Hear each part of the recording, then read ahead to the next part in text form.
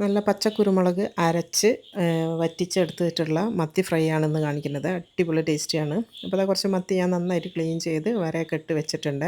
ഇനിയിപ്പോൾ ഇതിലേക്ക് അരക്കാനുള്ള മസാല ആണ്. ഒരു 5-6 അല്ലി ചെറിയ ഉള്ളിയും 2 അല്ലി വെളുത്തുള്ളിയും 2 പീസ് ഇഞ്ചി 1 പച്ചമുളക്. ഇത്ര സാധനമാണ് വേണ്ടത്. ചെറിയ ഉള്ളി തന്നെ എടുക്കണേ, എന്നാലാണ് ടേസ്റ്റ് ഉണ്ടാവുക. അത് ഇതാ മിക്സിയിലേക്ക് ഇട്ട് കൊടുക്കുന്നുണ്ട്. ഇതിലേക്ക് ഇനി കുറച്ച് കറിവേപ്പില, കുറച്ച് നല്ലോണം കറിവേപ്പിലയും കൂടി ഇട്ട് കൊടുക്കുക.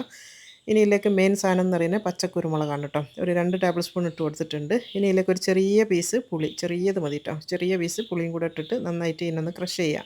ഒരുപാട് മഷി പോലെ അരയണ്ട, എന്നാൽ അത്യാവശ്യം നന്നായിട്ട് തന്നെ അരഞ്ഞ് കിട്ടുകയും വേണം. ഈ ഒരു രീതിയിലാണ് നമുക്ക് വേണ്ടി കേട്ടോ. കഷ്ണങ്ങളായിട്ട് കിടക്കരുത്, ഈ ഒരു രീതിയിൽ ഇങ്ങനെ തരിതരിപ്പായിട്ട് ഒന്ന് അരച്ചെടുക്കുക. ഇനി ഇതിലേക്ക് ഒരു 3-4 ടേബിൾ സ്പൂൺ വെളിച്ചെണ്ണ ചൂടാക്കിയിട്ട് അതിലേക്ക് നമ്മൾ ഈ അരച്ച മസാല ചേർത്ത് കൊടുക്കുക. വെളിച്ചെണ്ണ തന്നെ ചെയ്യണം കേട്ടോ, എന്നാലാണ് നല്ല ടേസ്റ്റ് ഉണ്ടാവുക. 1-2 മിനിറ്റ് നേരം ഈ ഒരു പച്ചമസാല ഒന്ന് വഴറ്റിയെടുക്കണം ചെറിയ തീയിൽ. അതിൻ്റെ കൂടെ തന്നെ നമ്മളിതാ പൊടികളും ചേർത്ത് കൊടുക്കുന്നുണ്ട്. ഒരു 1/2 ടീസ്പൂൺ മഞ്ഞൾപ്പൊടിയും 1 ടീസ്പൂൺ നിറച്ച് പെരുംജീരകത്തിൻ്റെ പൊടിയും കൂടെ ചേർത്ത് കൊടുക്കുന്നുണ്ട്.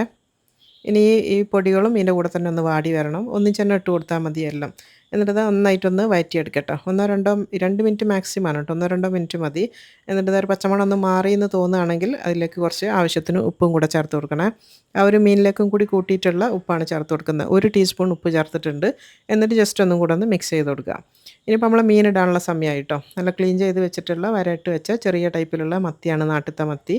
ആ ഒരു മത്തിയും അതിൻ്റെ കൂടെ ചില മീനിലൊക്കെ അതിൻ്റെ പഞ്ഞിയും കിട്ടിയിട്ടുണ്ട് കേട്ടോ. അതും ഇതിൻ്റെ കൂടെ തന്നെ ഇടുന്നുണ്ട്. പഞ്ഞി എന്ന് പറയുന്നത് മീനിൻ്റെ മുട്ട. അപ്പോൾ ആ മുട്ടയും ആ ഒരു മത്തിയും എല്ലാം നിരത്തി വെച്ച് കൊടുക്കുക. ഒന്നും ഇതിൽ ഇളക്കി മിക്സാക്കി ഒന്നും ചെയ്യണ്ട കേട്ടോ. അങ്ങനെ ഒന്ന് നിരത്തി ഈ ഒരു മസാലേൻ്റെ മേലെ ആക്കി വെച്ച് കൊടുത്താൽ മതി. എന്നിട്ട് മൂടി വെച്ചിട്ട് ഇത് ഒരു 3 മിനിറ്റ് നേരം ഒരു ഭാഗം ഒന്ന് കുക്ക് ചെയ്തെടുക്കണേ.